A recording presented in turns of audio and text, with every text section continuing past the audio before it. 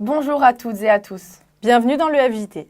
Au sommaire aujourd'hui, Les étudiants battent le pavé place de la République. La réforme admission post-bac renommée Parcoursup continue de provoquer de vives contestations. 54 ans après l'assassinat de John Fitzgerald Kennedy, de nouvelles archives secrètes sont révélées par l'administration américaine. L'essai Une chambre à soi de Virginia Woolf inspire les féministes pour une nouvelle exposition qui s'installe à la Monnaie de Paris. Monaco dans la tourmente. Les champions de France en titre sont éliminés de toute compétition européenne.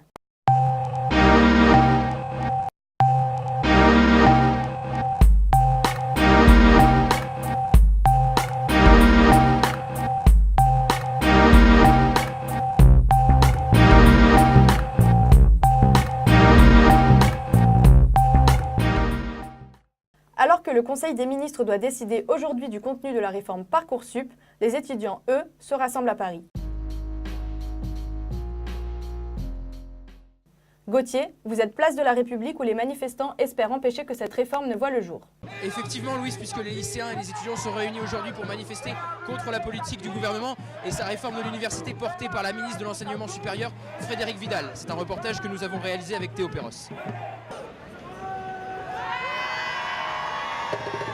Ils étaient une centaine ce midi à s'être donné rendez-vous à l'appel d'organisations lycéennes et étudiantes. Les manifestants dénoncent la réforme de l'admission post-bac. Que le tirage au sort, régime jugé injuste, soit remplacé par la sélection, insupporte Cécile, militante de la gauche révolutionnaire.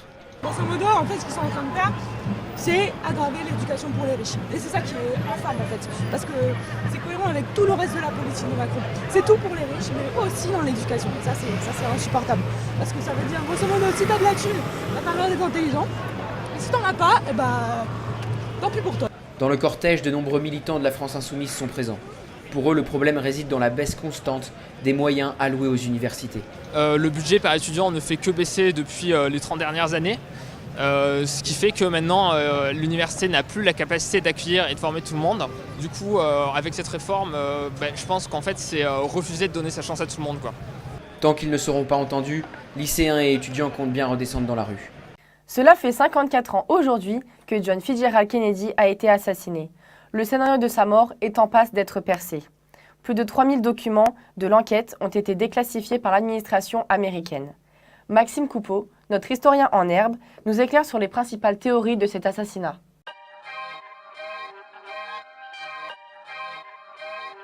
On a bien cru avoir enfin les clés de compréhension de la mort de John Fitzgerald Kennedy. 3100 documents de l'enquête ont été déclassifiés par l'administration américaine. Ce meurtre, le 22 novembre 1963 par Lee Harvey Oswald, fait depuis 50 ans l'objet de nombreuses théories.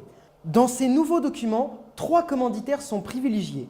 Le complot interne de la CIA et du FBI qui n'apprécie pas sa mise à l'écart du pouvoir suite à l'échec de la baie des cochons en 1961, la conspiration des suprémacistes du Ku Klux Klan de Lyndon Johnson en raison de la politique de John Fitzgerald Kennedy sur la ségrégation raciale et l'assassinat piloté à distance par Moscou et Cuba via des espions infiltrés dans la foule de Dallas. Malgré ces nouveaux détails, aucune révélation décisive sur l'affaire John Fitzgerald Kennedy. Néanmoins, à la demande de la CIA et du FBI, certains documents n'ont pas été déclassifiés.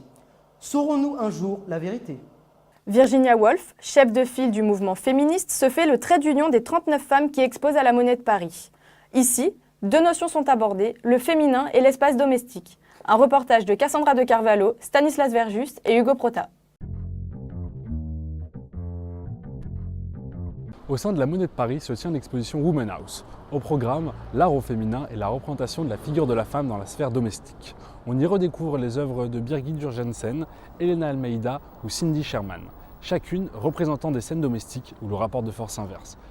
Ici, l'artiste féministe Penny Slinger reconstitue l'univers de façon cauchemardesque d'une maison, lieu d'abus et de violence. Ici, Birgit Jurgensen dénonce le patriarcat en repinçant un homme-objet. Virginia Woolf encourage les femmes à trouver une chambre qu'elles peuvent fermer à clé sans être dérangées.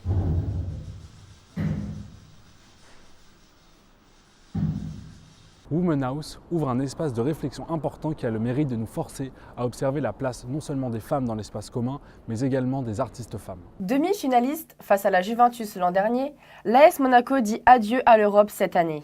La Ligue des Champions se passera des Monégasques suite à leur défaite à domicile 4-1 face à Leipzig. Retour sur une soirée cauchemardesque avec Fabien Chorlet. Youri Tillmans et les siens ont sombré hier soir face à Leipzig. Après le match, Vadim Vassiliev, le vice-président de l'ASM, avait des mots forts. Oui, c'est une énorme déception. Nous avons raté la campagne européenne. Je n'ai pas aimé que les joueurs ont baissé la tête trop vite dans le match.